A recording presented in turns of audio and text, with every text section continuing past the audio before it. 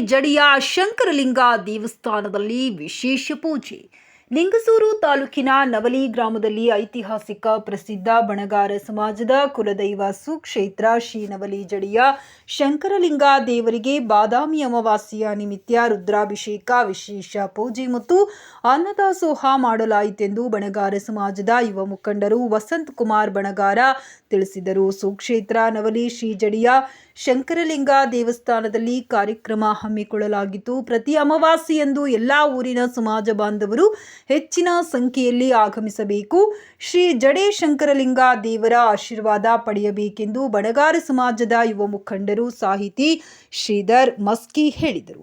ಪ್ರಮುಖರು ಬಸವರಾಜ್ ಶಾಬಾದಿ, ಬಸವರಾಜ್ ಹೂಗಾರ್, ನೀಲಮ್ಮ ಜಗನಮ್ಮ, ಜೋಗನಬಾವಿ, ನಾಲತವಾಡ, ಪಂಚಾಕ್ಷರಿ ರೇಮಠ ಮತ್ತು ನವಲಿ ಹಾಗೂ ವಿವಿಧ ಊರಿನ ಸದ್ಭಕ್ತರು ಹೆಚ್ಚಿನ ಸಂಖ್ಯೆಯಲ್ಲಿ ಬಂದು ಶ್ರೀ ಜಡಿಯ ಶಂಕರಲಿಂಗ ದೇವರ ಕೃಪೆಗೆ ಪಾತ್ರರಾದರು.